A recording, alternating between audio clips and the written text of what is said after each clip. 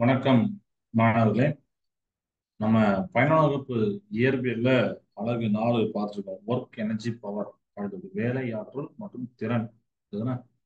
So நம்ம போன கிளாஸ்ல அந்த மோஷன் வெர்டிகல் சைக்கிள் அப்படி பார்த்தோம். இதுதானே செங்குத்து நம்ம வட்ட இயக்கம் அப்படின்னு நம்ம பார்த்தோம்.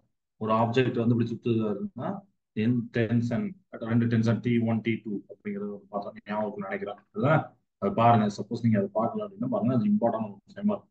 சப்போஸ் அதை கேட்டிருந்தாங்கன்னா அதை நம்ம ஈஸியாக எழுதலாம். அடிப்பக்க புள்ளி, மேற்பக்க புள்ளி, bottom point, highest point, lowest point, minimum speed, சிறும வேகம் அப்படிங்கிறதெல்லாம் பார்த்தோம். அதை 6mg √5gr, வெறும் gr √gr அப்படின்னா டைம்ஸ் நிறைய இருந்துச்சு. ஓகே, அதுக்கப்புறம் பவர் அப்படின்னு பார்த்தோம். பவர் அப்படின்னா வேலை செய்யப்படக்கூடிய வீதமோ அல்லது ஆற்றல் வெளிப்படும் வீதமோ. அதாவது ரேட் ஆஃப் சேஞ்ச் ஆஃப் எந்த அளவுக்கு ஒர்க் தான் நடந்திருக்கு, இல்லைன்னா எந்த அளவுக்கு பவர் டெலிவரா இருக்கு அப்படிங்கிறது. அதான் ஹவு ஃபாஸ்ட் ஆர் ஸ்லோ அப்படிங்கிறத நான் சொன்னேன். பவர் அப்படிங்கிறது W/T அப்படின்னு போட்டோம். அதுல இந்த யூனிட் ஆஃப் பவர் நம்ம இன்னைக்கு பார்க்க போறோம். திறனுடைய அலகு அப்படின்னு சொல்லி பார்க்கணும். பட் திறனுடைய அலகு what is the unit of power அப்படின்னு கேட்டாங்கன்னா வாட் தான். அதுதான் திறனுடைய அலகு பார்த்தீங்கன்னா வாட். டபிள்யூவும் போடுவாங்க. வாட்னா இந்த வாட்னா எப்படி போடணும். திறன் வந்து ஒரு ஸ்கேல் ஆகும். அதன் பரிமாணம் அப்படிங்கிறத சொல்லிப்பாங்க.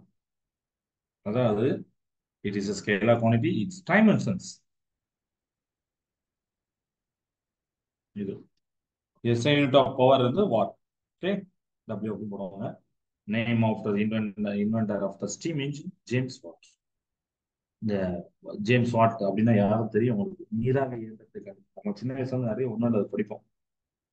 இப்போ ஒரு வினாடியில் 1 ஜூல் வேலை செய்யப்பட்டால் திறன் 1 வாட் அப்படிங்கிறத டெஃபினேஷன் சொல்றோம்.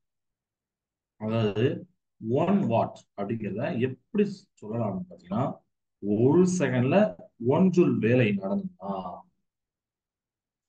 அதுதான் 1 watt. 1 watt is defined as a power.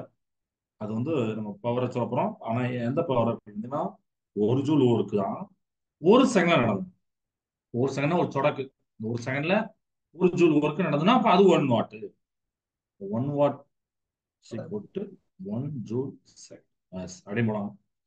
நம்மளுக்கு தெரியுமா ஃபார்முலா வச்சு தான் போட்டுருக்காங்க ஜூல்ஸ் அப்படின்னு. இது வரைக்கும் கிளியரா இருக்கும். Okay, right. இதே மாதிரி நிறைய கிலோ வாட் அப்படின்னு KW சொல்லுவாங்க. Kilo watt megawatt, MW, gigawatt, GW, இந்த மாதிரிலாம் திறனுடைய உயர் அலகுகள் இருக்கு. Higher units. ஓகே, இப்போ கிலோ, மெகா, ஜிகா அப்படின்னா என்ன அப்படிங்கிறது இன்னும் நிறைய ஸ்டூடெண்ட்ஸ் கன்ஃபியூஷனா தான் இருக்கு. அது வந்து தப்பு தப்பாகவே போட்டுருக்காங்க. கிலோ அப்படின்னா 10⁻³ தான். 10⁻³ வாட். 10⁻³ 1000 வாட் அப்படின்னு தெரியும். 1 மெகாவாட் அப்படின்னா மெகா அப்படின்னா 10⁻6 வாட். இதை அண்டர்லைன் பண்ணிக்கோங்க. அடிக்கடி நீங்க ஞாபகம் வச்சுக்கணும். ஜிகா, ஜிகா 5 அப்படிலாம் சொல்லணும். ஜிபி அப்படிலாம் சொல்லணும். 10⁻9 வாட். இதெல்லாம் ஞாபகம் வச்சுக்கணும். ஓகே, மோட்டார்கள், இயந்திரங்கள் மற்றும் சில தானியங்கி வாகனங்களுக்கு குதிரை திறன், ஹார்ஸ் பவர் அப்படின்னு யூஸ் பண்ணலாம். HP பவர் அப்படின்னு யூஸ் பண்ணலாம். இன்னமும் நீங்க பார்க்கலாம். ஏதாவது மோட்டர் வாங்கினீங்கன்னா அது வந்து HP அப்படிங்கிறது இருக்கும். இல்லைன்னா ஒரு ஆட்டோமொபைல் இன்ஜின் அதெல்லாம் நீங்க பார்க்கலாம். ஆட்டோமொபைல் எல்லாம் பார்த்தீங்கன்னா இந்த அதோட இன்ஜின்ஸ்ல பார்த்தீங்கன்னா ஹார்ஸ் பவர் இதுதான் யூஸ் பண்ணாங்க. அதோட பவர் இருக்கு. சரிங்களா? ஏன் ஹார்ஸ் பவர் குதிரை திறனை யூஸ் பண்றாங்கன்னு பார்த்தீங்கன்னா, இந்த மோட்டார் இதெல்லாம் வர்றதுக்கு முன்னாடி நம்ம பெரிய பணக்காரருக்கும் மன்னருக்கும் பார்த்தீங்கன்னா ஒரு இடம் விட்டு ஒரு இடம் போறதுக்கு பார்த்தீங்கன்னா குதிரை தான் யூஸ் பண்ணாங்க. ஹார்ஸ். அந்த குதிரையோட திறன் அப்படிதானே எப்படி இருக்கோ அதுக்கு ஏற்ற போதானே அந்த திறன் இருக்கும், பவர் இருக்கும். அப்படிதானே? கரெக்டா? அதனால அந்த காலத்துல ஹார்ஸ் பவர் இருந்தது. திறனுக்கு ஒரு எடுத்துக்காட்டா இருந்தது. இப்போ நமக்கு மோட்டார்லாம் வந்ததுனால, நீராவி இன்ஜின்லாம் வந்ததுனால வாட்னு யூஸ் பண்றோம். ஸோ ஹார்ஸ் பவரை வாட்டா நம்ம மாத்துறதுக்கு ஒரு ஒரு உண்மையோட ஒரு ஹார்ஸ் பவர் அப்படிங்கிறது பார்த்தீங்கன்னா 246 வாட். இதை அண்டர்லைன் பண்ணி ஒரு குதிரை திறன் அப்படிங்கிறது என்னன்னா 246 வாட் தான் அதை சொல்றாங்க. Your conversion from horsepower into watt. Electrical goods come with a definite power rating in watt printed in them. A 100-watt bulb consumes 100 joule of electric energy in 1 second. The energy measured in joule in terms of power in watt and time in second is written as அப்படி சொல்லிப்பாங்க. அதாவது நம்ம நிறைய மின்சாதனம் use பண்றோம். நீங்க bulb வாங்குவீங்க, அதோட அட்டைப்பெட்டி என்னைக்கா பாத்துறீங்களா? நிறைய போடுறாங்க. நம்ம வீட்லயே ஒரு பல்பை இது வாங்கிட்டு வா அப்படின்னா 100 வாட் பல்ப் வாங்கு, 1000 வாட்ஸ் பல்ப் வாங்கு, 50 வாட்ஸ் பல்ப் வாங்க. ஏன் இப்படி சொன்னாங்க? இது அதோட திறன், பவர். நீங்க வாட்டை கூட்ட கூட்ட அந்த பவர், அந்த லைட்டோட பவர் நல்லா இருக்கும். அந்த ரூமுக்கு அப்படி ஒரு வெளிச்சம் கிடைக்கும். இப்போ பவர் கூடுது அப்படின்னா அந்த 50 வாட் 100 வாட்னு இருக்கு. இதை அதிலே பிரிண்ட் அவுட் பண்ணிப்பாங்கப்பா. நீங்க எந்த ஒரு மின்சாரம் வாங்கினாலும் அதுல இருக்கும். நீங்க டிவி வாங்கினாலும் எது வாங்கலாம். அப்போ ஒரு 50 வாட் அப்படின்னா என்ன அர்த்தம்னா ஒரு செகண்ட்ல 50 ஜூல், ஒரு செகண்ட்ல 50 ஜூல் உடனே அது கன்சியூம் பண்ணிருக்குன்னு அர்த்தம். 100 வாட் அப்படின்னு நம்ம புக்ல கொடுப்பேன். நான் ஒரு 50 வாட் சொன்னேன். ஒரு 100 வாட் விளக்கு பல்பு ஒரு வினாடியில் 100 ஜூல் மின் ஆற்றல் நுகர்கிறது. கன்சியூம் இவ்வளவு அமௌண்ட் ஆஃப் எலக்ட்ரிக் எனர்ஜி. அப்ப பாருங்க, நம்ம நிறைய வாட்ஸ், ஹை வாட்ஸ் பல்ப் எல்லாம் யூஸ் பண்ணா ரொம்ப நேரம் ஓடுதுன்னா நம்ம வீட்டுல எலக்ட்ரிக்கல் எனர்ஜி கன்சூம்ஷன் அதிகமா இருக்கும். எலக்ட்ரிக் எனர்ஜி கன்சூம்ஷன் அதிகமா இருந்ததுன்னா பில், எலக்ட்ரிசிட்டி பில்லு கூடும். இதுதானே காரணம். இப்ப புரியுதா? ஒரு செகண்டுக்கு இத்தனை இத்தனை இது கன்சியூம் பண்ணு சொல்லியிருக்காங்க. அவங்க சொல்லியிருக்காங்க 60 50 அப்படிதான். பட் அதெல்லாம் ஒரு செகண்டுக்கு.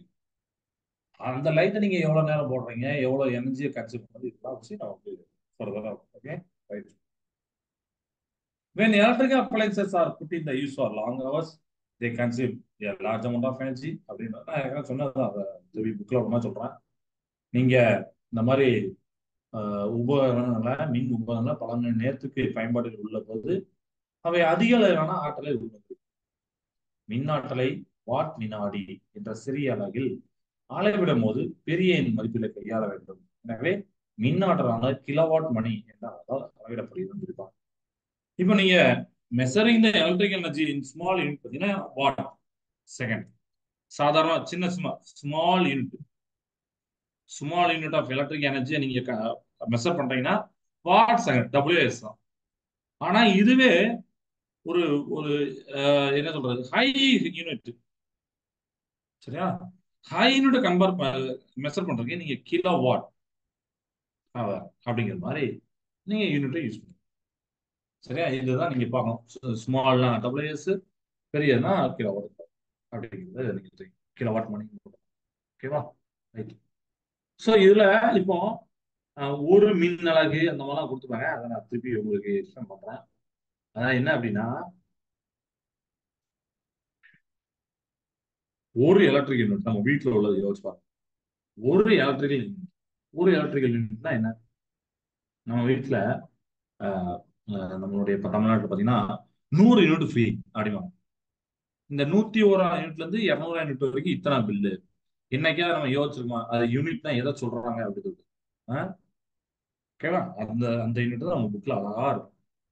ஒரு எலக்ட்ரிக்கல் யூனிட் அப்படின்னா 1 கிலோவாட் வரும். சரிப்பா? ஒரு யூனிட் அப்படிங்கிறது ஜென்ரலா. பட் அதை வந்து 1 எலக்ட்ரிக்கல். இதோட மீனிங் என்ன? 1 கிலோவாட் அப்படிங்கிற மீனிங். 1 கிலோ அப்படின்னா 10³ வாட்னு தெரியும். மணி ஒரு மணி நேரம், ஒரு மணி நேரத்துக்கு இத்தனை செகண்ட். எப்பவுமே பேசியமா செகண்ட் தான் வரும். So 3600 second. சரியா? இப்போ நீ 3600 இதெல்லாம் மல்டி பண்ணினா 3600 வரும். 10³ வரும். WS செகண்ட் வரும்.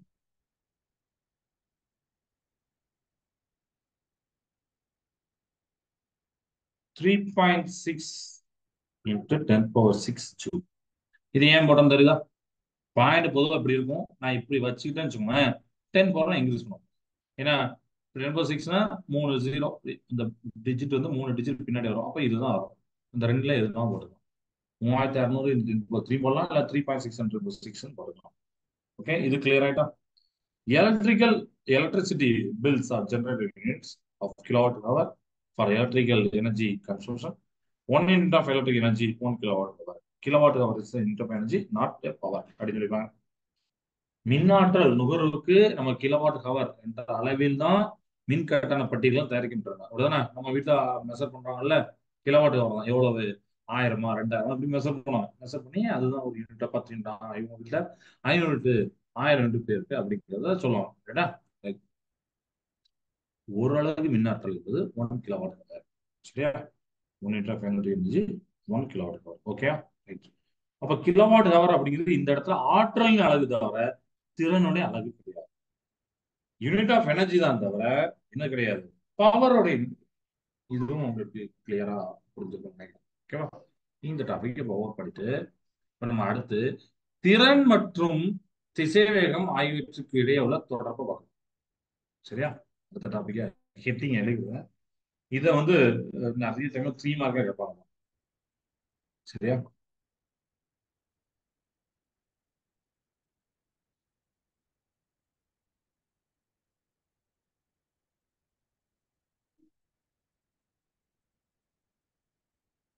Relation between power and velocity அப்படின்னு சொல்றது, திறன் மற்றும் திசைவேகம் ஆகியவற்றுக்கு இடையே உள்ள தொடர்பு அப்படின்னு சொல்றது. இப்போ ஒரு ஃபோர்ஸால ஒரு ஒட்ட நடக்குது, ஒரு டிஸ்பிளேஸ்மெண்ட் மூவ் பண்ணிருக்கோம். சரியா? அப்படி அப்ப ஒட்டன் அப்படின்னு கேட்டா டபிள்யூசி கோட்டு எஃப் டாட் டிஆர் அப்படிங்கிற படம். சரிங்களா? சமன்பாடின் இடது பக்கத்தில் உள்ள இவ்வாறு எழுதலாம் இப்படிலாம் போட்டிருப்பாங்க. ஸோ டபிள்யூசி கோட்டு இன்டகிரேஷனா டிடபிள்யூ. அதுதானே?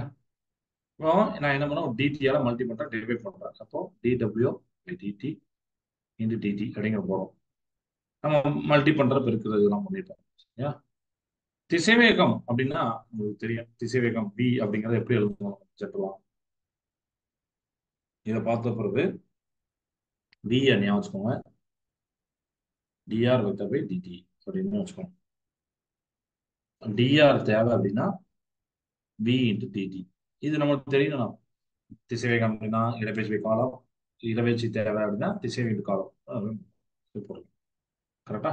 ஏன் சார் இதை போடுறீங்க அப்படின்னு நீங்க நினைக்கலாம். ஏன்னா எஃப் டிஆர்னு அந்த இடத்துல நம்ம இதை போட போறோம், வி டாட் டிடி அப்படிங்கிற போட போறோம்.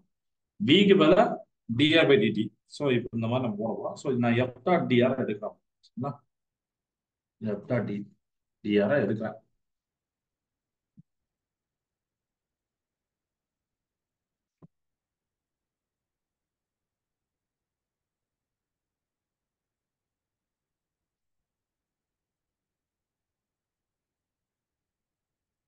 இதுல டிஆருக்கு பதிலா நம்ம என்ன பண்ண போறோம்னா டிஆரை டிடிஆல மல்டி பண்ணி டிவைட் பண்ண போறோம். ஸோ சேமா தான் வரப்போகுது. இப்படி பண்ணிருக்கோம். இதுல டிஆர் பை டிடி, அதாவது டிஸ்பிளேஸ்மெண்ட் டைம் அப்படின்னா வெலாசிட்டின்னு தெரியும். இது பண்ணலாமா? இதுவும் கிளியர் ஆயிடுது. ஓகே. விஸ் போட்டு டிஆர் பை டிடி நமக்கு தெரியும். ஓகே. இப்போ இந்த சைடு எஃப் டாட் டிஆர் கண்டுபிடிச்சிருக்கேன். அதாவது எஃப் டாட் டிஆர் டபிள்யூக்கு ஆல்ரெடி டபிள்யூக்கு நம்ம முன்னாடி ஒன்று கண்டுபிடிச்சிருந்தோமா, d W by d t into டிடின்னு கண்டுபிடிச்சோமா, அதை ஈக்குவல் பண்றேன். ஓகேவா? பண்ணா அடுத்து என்ன பண்ணலாம் நீங்களே பாருங்க. இந்த டேம் இருக்கா, இந்த டேம் என்ன பண்ணலாம், டோட்டலா இந்த சைடு கொண்டு வந்துருப்பாங்க. So integration of d W d t d t நீங்க கேன்சல் பண்ணலாம், எதுவும் வேண்டாம். ஏன்னா மொத்தமே ஜீரோன்னு வரப்போகுது, அதனால நம்ம லேட்டரா பண்ண போறோம். இப்படி போட்டு மைனஸ் எஃப் டாட் பி டோட்டலா டிடி அப்படின்னு வரும். ஏன்னா ரெண்டு இதுல டிடி இருக்கு, காமனா எடுத்திருக்கேன். எஃப் டாட் டி இங்க பிளஸ்ல இருக்கு, இங்க போனா மைனஸ்ல இருக்கும், ஈக்குவல் ஜீரோ தான் இருக்கும். This relation is true for any arbitrary value of d t. டிடியோட எந்த வேல்யூக்கு இது ஒபே ஆகும், ட்ரூ ஆகும். This implies that the term within the bracket must be equal to 0. அப்ப இதோட அர்த்தம் என்னன்னா டிடியோட எந்த வேலைக்கும் இது ஜீரோ இருந்தா தான் இது ஜீரோ, டோட்டல் ஜீரோ. யோசிச்சு பாருங்க, இது ஃபுல்லா ஜீரோ இருக்கணும். டிடி எதனால வேலையா இருக்கணும், டைம். இப்ப புரியுதா? இந்த தொடர்பானது டிடியோட எந்த ஒரு தன்னிச்சையான மதிப்பிற்கும் சரியாக உள்ளது. அடைப்புக்குறிக்குள் உள்ள மதிப்பு சுழியாக இருக்க வேண்டும் என்பதை இது குறிக்கிறது. இது அப்ப ஜீரோவா இருக்கணும். அப்ப இது ஜீரோவா இருக்குன்னா இதை மட்டும் தனியா நம்ம ஜீரோன்னு வச்சு கொடுப்போம். அப்போ நான் வந்து இந்த இடத்துல இதை மட்டும் அடிச்சுக்கிறேன். டைரக்டா நீங்க புக்ல உள்ள மாதிரி பண்ணுங்க. இந்த இடத்துல இது மட்டும் ஜீரோ.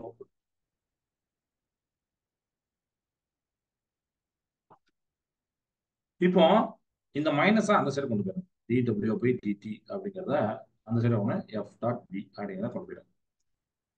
இதைதான் p அப்படின்னு சொல்லுவாங்க. ஏன் இதை நம்ம முன்னாடி பார்த்துருக்கோம். கரெக்டா முன்னாடி ஏன் பார்த்துருக்கோம்? என்ன ஃபோர்ஸ் ஆஃப் வெலாசிட்டி எங்க பார்த்துருக்கோம்? நல்லா யோசிச்சு பாருங்க. pனா என்ன அப்படின்னு. ம் நீங்க யோசிச்சு பார்க்கலாமா? இது வந்து dw by dt is equal to f dot v equal to p. pனா பவர். இல்லையா? vனா வெலாசிட்டி, fனா ஃபோர்ஸ் விசை, திசைவேகம், திறன், ஒர்க் டன். இது ஒர்க் டன் பை டைம். நமக்கு தெரியும், இது நமக்கு தெரியும். ஓகேவா? ஏன்னா ஒர்க் டன் பை டைம்னா பவர்னு நமக்கு முன்னாடியே தெரியும், திறன் தெரியும். வேலை செய்யப்பட விதம் எந்த அளவுக்கு ஃபாஸ்ட் நடக்கு, எந்த அளவுக்கு ஸ்லோவா நடக்கு, இதை வச்சு நம்ம வந்து சொல்றோம். பவர் திறன் தெரியும். அந்த திறனுக்கும் வெலாசிட்டியோட ரிலேஷன் நம்ம பார்க்கணும். நிறைய பேர் இந்த பிஏ பார்த்தோம்னா மூமெண்டமோ இல்லைன்னா வேற ஏதோ டைம் நினைச்சுறாங்க. திறன். அப்ப திறனுக்கு இன்னொரு ஃபார்முலா என்னன்னா எஃப் டாட் வி அப்படி போடுங்க. Force dot velocity. ஓகே, இது கிளியர் ஆயிட்டா? இதுல எந்த வித டவுட் வராது. நீங்க அதுக்கப்புறம் அந்த பின்னாடி உள்ள சம்மா பண்ணி பாருங்க. ஒரு ஒரு கான்செப்ட் படிச்ச உடனே அந்த சம்ம பண்ணாதான் ஒரு கிளாரிட்டி வரும் பாருங்க. என்ன சொல்லியிருக்காங்க, என்ன ஃபார்முலா போட்டு நம்ம எப்படி ஆன்சர் பண்ணுறது. நம்ம எல்லாரும் என்ன பண்ணுவோம்? அந்த ஒரு கான்செப்டை படிச்சு முடிஞ்சுது அப்படின்னு சொல்லிட்டு போயிடும். அப்படி போனீங்கன்னா எதுவுமே மைண்ட்ல நிற்காது. ஓகே, இப்ப நம்ம அடுத்து பொல்யூஷன் அப்படிங்கிறத டாபிக்ல பார்க்கிறோம். ஓகேவா? ரைட், இது வரைக்கும் புரிஞ்சிருக்கும்னு நினைக்கிறேன். பொல்யூஷன், மோதல்கள் அப்படின்ட்டு இதை இன்னைக்கு இன்ட்ரோடக்ஷன் பார்த்துட்டு நம்ம அடுத்த கிளாஸ்ல அதுல கண்டினியூஷனா நிறைய 5 மார்க்ஸ் இருக்கு, அதெல்லாம் பார்க்கிறோம்.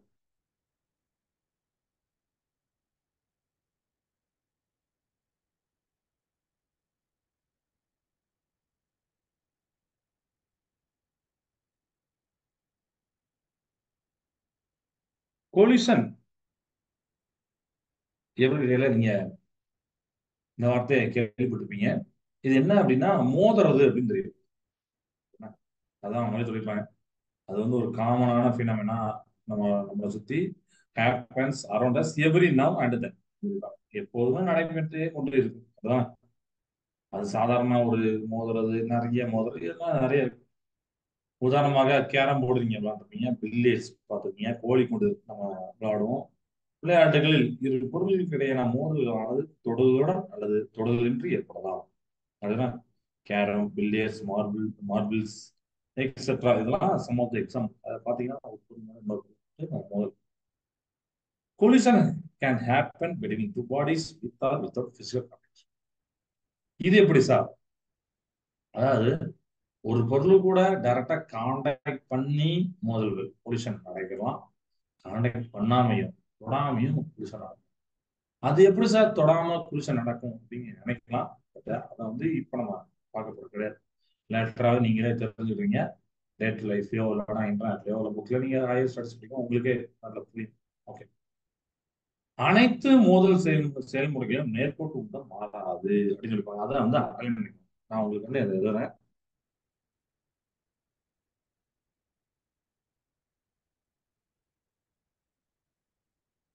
இஸ் கன்சர்டு. சரியா? In all collision process. இப்ப எல்லா கொலிஷன் ப்ராசஸ்ல நம்ம ஓகே அப்படியே ஓகேப்பா அப்படின்னு சொல்லி ஒபே பண்ணிக்கலாம். அடுத்தா எல்லா அதனால இந்த கொலிஷன் நடக்கிறதுக்கு அப்படிலாம் இல்லை. எல்லா மோதலையும் நேர்கோட்டு உந்தம் மாறாது. லீனியர் கன்ஸ்ட்ரக்ஷன் மாறாது. இரு பொருட்கள் மோதலுற்றால் அவற்றுக்கிடையே செயல்படும் சமமான கணத்தாக்கு விசைகள் டெல்டி என்ற ஒரு மோதல் வரும் நேரத்தில் அவற்றின் உந்தங்களின் மாற்றத்தை ஏற்படுத்துகிறது. அதாவது முதல் பொருள் F2 என்னும் விசையை இரண்டாவது பொருள் மீது செலுத்துகிறது. அதே போல் நியூட்டனுடைய மூன்றாம் விதிப்படி இரண்டாவது பொருளான முதல் பொருள் மீது F1 என்ற விசையை செலுத்துகிறது.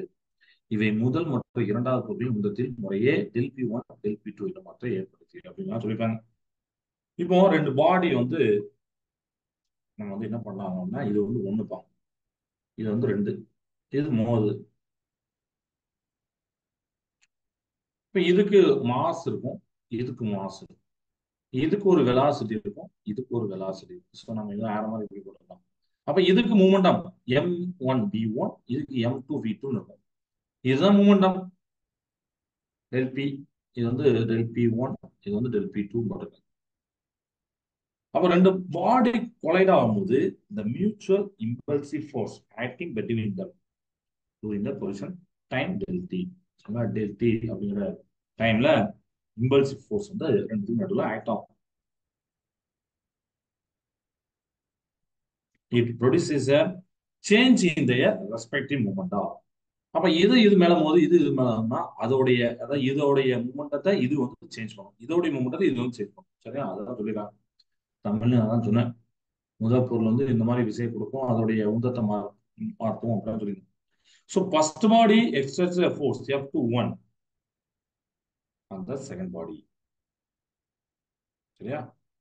செகண்ட் பாடி பஸ்ட் மேல ஒரு இது கொடுக்கும், அதுதான் F12. செகண்ட் பாடி எக்ஸ்டர்ட் ஃபோர்ஸ் F12 அந்த ஃபர்ஸ்ட். சரியா? F21 என்ற விசை இரண்டாவது பொருள் மீது செலுத்துகிறது, அதே போல் நியூட்டன் மூன்றாவது இது செலுத்துகிறது. அப்போ இதால இதோட மூமெண்ட் சேஞ்ச் ஆகும். அதாவது F21 F12 போட்டுக்கணும். So del P1 del P2 அப்படிங்கிற அந்த ஃபர்ஸ்ட் அண்ட் செகண்ட் பாடியோடைய மூமெண்டம் சேஞ்ச் ஆகும். ஸோ இதை நம்ம ரிலேஷன்ல நம்ம சொல்ல போறோம்.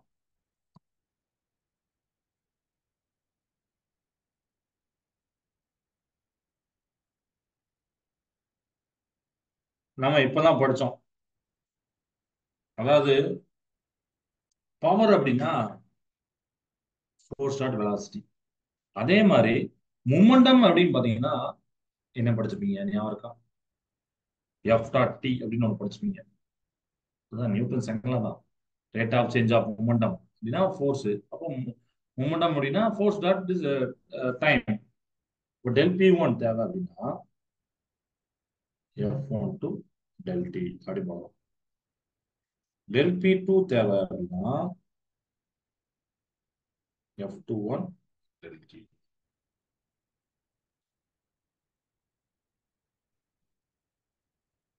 இது வந்து 1 and 2. நான் என்ன சொன்னேன், 1 2னா ஒன்னாவது ஆப்ஜெக்ட் மேல ரெண்டாவது ஆப்ஜெக்ட் அப்படின்னு அர்த்தம். நான் சொன்ன ரெண்டாவது ஆப்ஜெக்ட், அதனால F12 அப்படி போகும். இப்படி இருக்கு மாதிரி 2 1னா ரெண்டாவது ஆப்ஜெக்ட் மேல ஒன்னாவது ஆப்ஜெக்ட். ஸோ இதை பார்த்து பாருங்க. அப்போ இது வந்து இதோட மூமெண்டத்தை யார் சேஞ்ச் பண்ணா? ஒன்னா ஆப்ஜெக்ட் மேல ரெண்டா ஆப்ஜெக்ட் கொடுத்துருக்காங்க. இதோட மூமெண்டத்தை யார் சேஞ்ச் பண்ணா? ரெண்டா ஆப்ஜெக்ட் மேல ஒன்னா ஆப்ஜெக்ட் கொடுத்துருக்காங்க. சரியா? ஆடிங் ஈக்குவேஷன்ஸ் இதெல்லாம் ஆட் பண்ண போறோம். சரியா?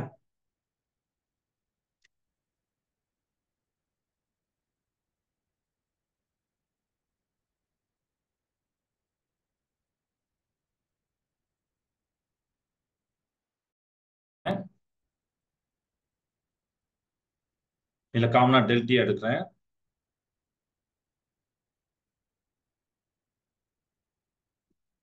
According to the Newton's third law நமக்கு தெரியும் F12 F21 ஈக்குவல் அப்படின்னு தெரியும். ஆனா ஆப்போசிட். அப்போ அந்த ரெண்டு பேருமே ஈக்குவல் ஆனா ஆப்போசிட். அடுத்த அப்ப ரெண்டு பேரும் ஈக்குவல் அண்ட் ஆப்போசிட்னா ரெண்டு பேரும் சேர்த்தா ஜீரோ தானே. அப்போ எனிதிங் இன்டு ஜீரோ ஜீரோ. அப்ப இது del P1 plus del P2 zero தான். அப்ப del of P1 plus P2 vector equal to zero அப்படின்னு கொடுப்போம். அதுதானே dividing both side by del t and taking limit del t tends to 0 அப்படின்னு சொல்லிப்பாங்க. அதான் ரெண்டு சைடு del t டிவைட் பண்ண சொல்லிப்பாங்க. சரியா? அதான் அடுத்த ஸ்டெப் எழுதுறேன். இந்த ஸ்டெப் வரைக்கும் உங்களுக்கு புரிஞ்சுக்கணும்னு நினைக்கிறேன். அதான் நியூட்டன் மூன்றாம் விதிப்படி நம்ம போட்டு del of P1 plus P2 is equal to 0 அப்படின்னு கண்டுபிடிச்சிட்டோம். அடுத்து என்ன பண்ண போறோம் அப்படிங்கிறதான் பார்க்கணும். del t ஆல மல்டி பண்றேன், டிவைட் பண்றேன். சரியா? அப்ப லிமிட்டும் போட்டுக்கிறேன். Limit del t tends to 0 அப்படிங்கிற போட்டுட்டு del P1 plus P2 அப்படி போட்டுருக்கேன். del t ஆல டிவைட் பண்றேன். சரியா? del t ஆல நான் டிவைட் பண்றேன். சோ அதுக்கப்புறம் அந்த சைடு நீங்க வந்து என்ன பண்ணணும்னா ஜீரோ இருக்கும். சரியா? ஜீரோ தான். பட் இதை வந்து limit limit del t tends to 0னா del வந்து d ஆ மாறும் நமக்கு தெரியும். அதான் நம்ம போட்டோம். சரியா? Equal to 0. அப்ப இதுல இருந்து என்ன தெரியுது அப்படின்னு பாத்தீங்கன்னா, ஒரு ஒரு டேம நீங்க டிஃபரன்ஸ் பண்ணீங்கன்னா ஜீரோ வருது. எந்த டேம டிஃபரன்ஸ் பண்ண ஜீரோ வரும்? கான்ஸ்டன்ட் டேம் பண்ணலாம். அதானே மேற்கொண்ட மேற்கண்ட சமன்பாடு மொத்த நேர்கோட்டு மாறா அளவு அப்படின்னு தெரிஞ்சிருக்கு. இது கிளியர் ஆயிட்டா? The above expression implies that total linear momentum is considered of the node. The momentum is a vector quantity. Hence, a vector addition has to be followed to find the total momentum of the individual bodies in collision. அது ஒண்ணும் இல்ல, just ஒரு குறிப்பிடலாம். உந்தம் அப்படிங்கிற அந்த moment பார்த்தீங்கன்னா ஒரு வெக்டர் அளவு தான், வெக்டர் குவான்டிட்டி. வெக்டர் குவான்டிட்டியை வந்து நம்ம எப்படி சொல்லலாம், ஆட் பண்றோம் இதெல்லாம் பார்த்தீங்கன்னா சும்மா சாதாரண பண்ண முடியாது. அது வெக்டருக்குன்னே சில ரூல்ஸ் உண்டு. நம்ம ஃபர்ஸ்ட் இதுல 2000 படிச்சுப்போமா. எனவே மோதலின் போது தனித்தனி பொருட்களுடைய உந்தத்தை காண வெக்டர் கூடுதல் பின்பற்ற புரிஞ்சிருக்காங்க. அவ்வளவுதான். நீங்க ரெண்டு ஆட் பண்றீங்க அப்படின்னா அதோடைய தனித்தனி பொருட்களுடைய உந்தத்தை பார்க்கணும் அப்படின்னா வெக்டர் விதியை நீங்க யூஸ். ஓகே, இதுதான் சொல்லியிருக்காங்க. அடுத்து ஓகே, அடுத்து டைப்ஸ் ஆஃப் கொலிஷன் அப்படின்னு சொல்லியிருக்காங்க. மோதலின் வகைகள். நம்மளுக்கு என்ன மோதலின் வகைகள் என்ன தெரியும்? எதுக்கே நமக்கு மோதல் மட்டும் தான் தெரியும், பட் அது வகைகள் இருக்கு. அதான் இங்க பார்க்கிறோம்.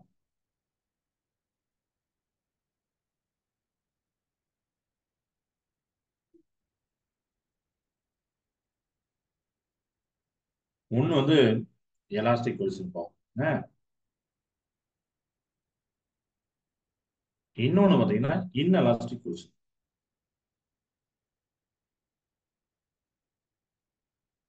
தமிழ்ல பாத்தீங்கன்னா மீட்சி மோதல், மீட்சியற்ற மோதல். இது நல்லா இன்ட்ரெஸ்டிங்கா இருக்கும். நீங்க பின்னாடி படிக்கும் போது உங்களுக்கு புரியும் ஏன் இதை மீட்சி மோதல், இதை மீட்சியற்ற மோதல் அப்படின்னு சொல்றாங்க. எல்லாமே பின்னாடி உங்களுக்கு நல்லா டீட்டெயிலா புரியும். ஓகே, எந்த ஒரு மோதல் செய்முறையிலும் நமக்கு வந்து முன்னாடி என்ன சொன்னோம்னா மொத்த நேர்கூட்டம் மாறாது. அதே போல மொத்த ஆற்றலும் மாறாது. In any collision process total linear momentum மாறாது முன்னாடி சொல்லிட்டோம்.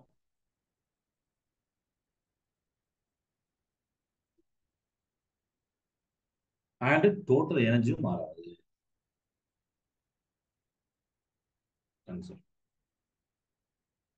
சரியா? Whereas the total kinetic energy need not be considered always. Total energy தான், ஆனா இயக்க ஆற்றல், மொத்த இயக்க ஆற்றலானது எப்போதும் மாறாமல் இருக்க தேவையில்லை. சரியா? Total kinetic need not be considered always. Some part of interkinetic is transferred to other form of energy. அதாவது தொடக்க இயக்க ஆற்றல் சொல்றோம்னா அதோடைய ஒரு பகுதி வேறு வகையான ஆற்றலாக மாற்றமடைகிறது. ஏனென்றால் மோதல்கள் மற்றும் மோதல்களால் ஏற்படும் உருக்குலைவு ஆகியவற்றின் தாக்கம் பொதுவாக வெப்பம், ஒளி போன்றவற்றை உருவாக்குகிறது அப்படின்னு சொல்லிப்பாங்க. நம்ம ஒரு இதில் மோதுறோம் அப்படின்னு பாத்தீங்கன்னா இந்த கொலிஷனால டிஃபர்மேஷன் அப்படிங்கிறது அக்வயர் ஆகும் டியூ டு கொலிஷன். அப்போ என்ன பண்ணும், ஒரு இதை இந்த இடத்த பாருங்க. இப்போ நான் இப்போ இந்த பேனாவை போடுறேன், உங்களுக்கு சவுண்டு கேட்கும். சவுண்டு கேட்க இதே மாதிரி லைட் தெரியலாம். ஒரு கல்ல நீங்க போடும்போது ஒரு ஸ்பார்க் வரும், சவுண்டு வரும், ஹீட் வரும், இந்த மாதிரிலாம் வரும். பொல்யூஷன் பொதுவாக இதெல்லாம் வரும். By taking these effects into account, we classify the type of pollution. இந்த மாதிரி மோதல்கள் மற்றும் மோதல்களால் ஏற்படும் உருக்கைகள் ஆகியவற்றை தாக்கம் பொதுவாக வெப்பம், ஒளி ஆகியவற்றை உருவாக்குறது சொல்லியாச்சு. இதெல்லாம் நம்ம கணக்கில் வைத்துக் கொண்டு மோதல்களை ரெண்டு டைப்பா பிரிக்கிறாங்க. அதுதான் மீட்சி மோதல், மீட்சியற்ற மோதல் அடுத்து. சரியா? சோ ஃபர்ஸ்ட் நம்ம மீட்சி மோதல் எலாஸ்டிக் கொலிஷனை பார்ப்போமா. டாபிக் அறிவுதான்.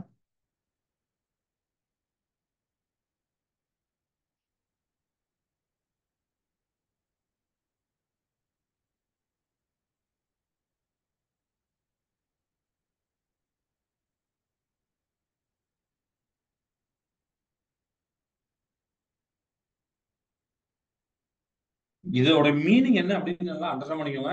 பின்னாலே ரொம்ப ரொம்ப தேவைப்படும். நம்மளுக்கு பெரிய பெரிய கிளாஸ் தேவைப்படும், இங்கேயும் உங்களுக்கு தேவைப்படும். சரியா? அடிக்கடி எலாஸ்டிக்கும் ரிகால் பண்ணக்கூடாது. ஒரு டைம்ல நீங்க அண்டர்ஸ்டாண்ட். இன்எலாஸ்டிக் கொலிஷன் ரொம்ப சின்ன டாபிக் தான். The total interkinetic energy of the bodies before collision is equal to total final kinetic energy of the body after collision. Then it is called elastic collision. அவ்வளவுதான். மோதலுக்கு முன்னுள்ள மொத்த இயக்கட்டும் மோதல் பின்னுள்ள மொத்த இயக்கட்டும் ஒன்னா இருந்ததுன்னா அது மீட்சி மோதல். சரியா? அப்போ total kinetic energy before collision is equal to total kinetic energy after collision. அவ்வளவுதான்.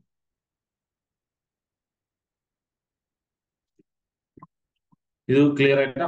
இது மீட்சியற்ற மோதலை பார்க்கிறோம். Inelastic collision. அதுதான் கொஞ்சம் நம்ம டீட்டெயிலா பார்க்க போறோம். இது உங்களுக்கு புரிஞ்சதுல, ஒரு மோதல் நடக்கு, நீங்க அதோடைய மொத்த இயக்காற்றல மோதலுக்கு முன்னுள்ள மொத்த இயக்காற்றல் பாக்குறீங்க. அது ஒரு சப்போஸ் 50ன்னு வருதுன்னு வச்சுக்கோங்க. மோதலுக்கு பின் ஆஃப்டர் கொலிஷனுக்கு அப்புறம் அதோட டோட்டல் கைனடிக் எனர்ஜி பாக்குறீங்க, மொத்த இயக்காற்றல் ரெண்டுமே ஈக்குவல், அதுவும் 50 தானா. அப்ப அந்த மோதல் ஒரு எலாஸ்டிக் கொலிஷன் அப்படிங்கிறது தெரிஞ்சுக்கலாம். சரியா? ஸோ இன்எலாஸ்டிக் கொலிஷன் மீட்சியற்ற மோதல் அப்படின்னு போடுறாங்க. ஒரு மோதல் அந்த பொருட்களுடைய தொடக்க மொத்த இயக்காற்றலானது மோதலுக்கு முன் பொருளின் இறுதி மொத்த இயக்காற்றலுக்கு சமமாக இல்லை எனில் அது மீட்சியற்ற மோதல். போன இது பார்த்தாலும் அதே தான். Total kinetic energy, total initial kinetic energy போட்டுக்கலாம் of the body before collision அப்படின்னு போட்டுப்பாங்க.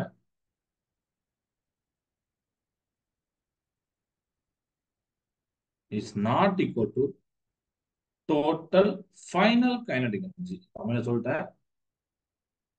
அப்படி இருந்தா இதுக்கு பேர் தான் இன்எலாஸ்டிக் கொலிஷன். இது கிளியர் ஆயிடும் இல்லையா? மோதலுக்கு முன்னுள்ள மொத்த இயக்காற்றல் இஸ் நாட் ஈக்குவல் டு மோதலுக்கு பின் உள்ள மொத்த இயக்காற்றல். அப்ப ரெண்டுத்தையும் கழிக்கிறோம். இப்ப இந்த டைம்ல இது எக்ஸ் இது ஒய் அப்படின்னா x is equal to y, x is not equal to y அப்படின்னு வரும். ஒய் இந்த சைடு கொண்டு வர மாதிரி நம்ம கொண்டு வரலாம் தானே. ஸோ இதை பார்த்துக்கோங்க. Total kinetic energy before collision is not equal to total kinetic after collision. அப்போ இதை இந்த டைம் இந்த இந்த சைடு கொண்டு வரோம் அப்படின்னா ரெண்டுத்துக்கு டிஃபரன்ஸ் வரும். ஏன்னா ரெண்டு தான் நாட் ஈக்குவல்னா ரெண்டுத்துக்கு டிஃபரன்ஸ் இருக்குன்னு அர்த்தம். அப்படின்னா ஸோ ஒரு ஷார்ட்டா எழுதுவேன். Total K E before collision minus total K E after collision B C A C அப்படின்னு போடுங்க. ஏதோ சம்திங் டிஃப்ரெண்ட் இருக்கும். இது 50னா 45 சம்திங் டிஃப்ரெண்ட் இருக்கா? அந்த சம்திங் டிஃபரன்ஸ் தான் லாஸ் அப்படின்னு இருக்கும். Loss in energy during collision which is del Q அப்படின்னு போட்டுருப்பாங்க. மோதலின் போது ஆற்றல் இழப்பு, இயக்க ஆற்றல் மாறும் எனினும் மொத்த ஆற்றல் மாறாது. அப்போ இது இது இது வரைக்கும் நீங்க புரிஞ்சுட்ட பிறகு நம்ம சொல்றோம் even though kinetic energy is not conserved. Kinetic energy மாறாம இருக்கலாம், ஆனா டோட்டல் எனர்ஜி கன்சர்வ்டு. அது மாறலாம் தானே, இயக்காற்றம் மாறலாம். ஆனா பொட்டன்ஷியல் எனர்ஜி அதுக்கு தவிர ஏதாவது நிலையாட்டம் மாறணும், மொத்த ஏற்றம் மாறதான் இருக்கும். இப்ப நம்ம வந்து 10 ரூபாய் எப்படியாவது பிரிக்கலாம். 8, 2, 5, 5, 4, 6, 2, 8 ஏதாவது ஒன்று பிரிக்கலாம். ஆனா டோட்டலா பார்த்தீங்கன்னா 10 ரூபா தான். அதை எப்படிதான் பிரிக்கலாம். அதே மாதிரி இயக்காற்றம் மாறும், மொத்த ஆட்டம் மாறாது. கைனடிக் எனர்ஜி சேஞ்ச் ஆகும், but total energy conserve. Okay, இது கிளியர் ஆயிடும். ஏனென்றால் மொத்த ஆற்றலானது இயக்காற்றலின் சமன்பாடு மற்றும் மோதலின் போது ஏற்பட்ட அனைத்து இழப்புகளையும் உள்ளடக்கிய சமன்பாடு டெல்கியூ ஆகிட்ட கொண்டுள்ளது அப்படின்னு சொல்லிப்பாங்க. ஏன்னா இதை நம்ம ஆட் பண்ணணும். இந்த லாஸே ஆட் பண்ணும்போது உங்களுக்கு கன்சர்வ் அப்படிங்கிறது மீனிங் வந்துடும். This is because the total energy contains the kinetic energy term and also term del Q. ஏன்னா டோட்டல் எனர்ஜி நம்ம இதை பார்க்கும்போது சம்திங் ஒரு டிஃபரன்ஸ் வருது. அதான் del Q, which is singles all the losses that take place during collision. இப்போ collision நடக்கக்கூடிய அத்தனை லாஸ் இழப்புகளையும் இந்த del Q term சொல்லு. Note that loss in kinetic energy during collision is transferred to another form of energy like sound, thermal, etc. அப்போ ஒரு energy செலவாகுது, ஒரு பொல்யூஷன்ல energy செலவாகுதுன்னா அந்த எனர்ஜி எங்க சார் போகும் அப்படின்னு நீங்க நினைக்கலாம். ஒரு ஃபார்ம் ஆஃப் எனர்ஜி வந்து இன்னொரு ஃபார்ம் ஆஃப் எனர்ஜிக்கு மாறும். ஓகே, ஒரு வகையான ஆற்றலுடைய வடிவத்திலிருந்து இன்னொரு வகையான ஆற்றல் வடிவத்து மாறும். இப்ப நம்ம ஃபேன் போடுவோம், சுவிட்ச் போடுவோம், அதுதான் ஃபேன் ஓடுது. இப்போ நீங்க சுவிட்ச் போடுறதுனால எலக்ட்ரிக் எனர்ஜி கொடுப்பீங்க. பட் இந்த எலக்ட்ரிக் எனர்ஜி என்ன ஆகும்? ஃபேன் ஓடுறதுனால சம்திங் மெக்கானிக்கல் எனர்ஜி அப்படின்னு சொல்லுவோம், மெக்கானிக்கலா மாறும். சார் அப்போ ஃபேன் ஓடுறதுனால எனர்ஜி வந்து லாஸ் ஆயிடுச்சுல, இழப்பு ஏற்படல அப்படின்னா இல்லை, அது வேற ஏதாவது எனர்ஜியா மாறும். இப்படியே தான் மாறும். சரிங்களா? எலக்ட்ரிக் எனர்ஜி, தெர்மல் எனர்ஜி வந்து சவுண்ட் எனர்ஜி, இந்த மாதிரி ஏதோ சும்மா சொல்றேன் லைட் எனர்ஜி, இந்த மாதிரி ஒரு டைப் ஆஃப் எனர்ஜி வந்து ஒரு டைப் ஆஃப் எனர்ஜியா மாறும். Okay, right. Further, if the two colliding bodies stick together after collision, such collision are known as completely inelastic collision or perfectly inelastic collision. அதே under பண்ணிக்கோங்க. ரொம்ப இம்பார்ட்டன்ட். இப்ப del Q அப்படிலாம் என்ன சொல்லிட்டா இருக்கக்கூடிய அந்த இயக்காற்றல ஏற்படும் இழப்பு, ஒளி, வெப்பம் இதெல்லாம் சொன்னோம். மேலும் மோதலுறும் இரு பொருட்களும் மோதலுக்கு பின் ஒன்று ஒன்று ஒட்டி கொண்டால் அவ்வகை மோதல்கள் முழு மீட்சற்ற மோதல். இதுக்கு நான் ஒரு எக்ஸாம்பிள் சொல்றேன்ப்பா. முழு மீட்சற்ற மோதல் பர்ஃபெக்ட்லி இன்எலாஸ்டிக் கொஷன் நினைவாங்க.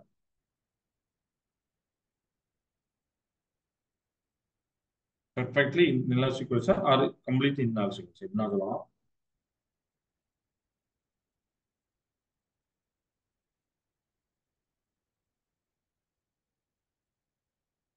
எக்ஸாம்பிள் என்ன என்ன சொல்லிருக்காங்கன்னா மோதல் பொசிஷன் தெரியும், எலாஸ்டிக் தெரியும், எனர்ஜி மாறி இருக்கும், அதாவது ஈக்குவலா இருக்காது தெரியும்.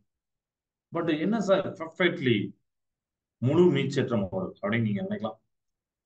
இப்போ நீங்க வந்து ஒரு பில்டிங் மேல நிக்கிறீங்க, சரியா? வாயில பபுகம் போடுறீங்க, இல்லைன்னா கையில ஏதோ ஒரு களிமண் வச்சுக்கிறீங்க.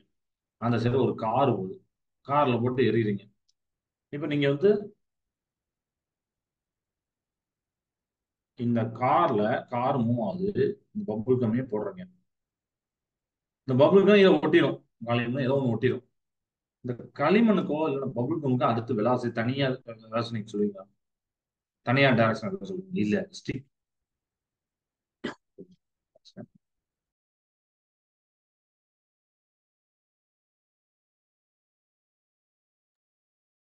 தனியா சொல்ல முடியாது. ஏன்னா அது ஒட்டிக்கிட்டு அப்படிதானே. ஈரமான ஒரு களிமண் உண்டை அல்லது பபுல்காம் ஒரு இயங்குவாகத்து மீது எரிப்பட்டால் அது இயங்குவாகத்தில் ஒட்டி கொள்கிறது மற்றும் அவை சம திசையோடு இயங்குது.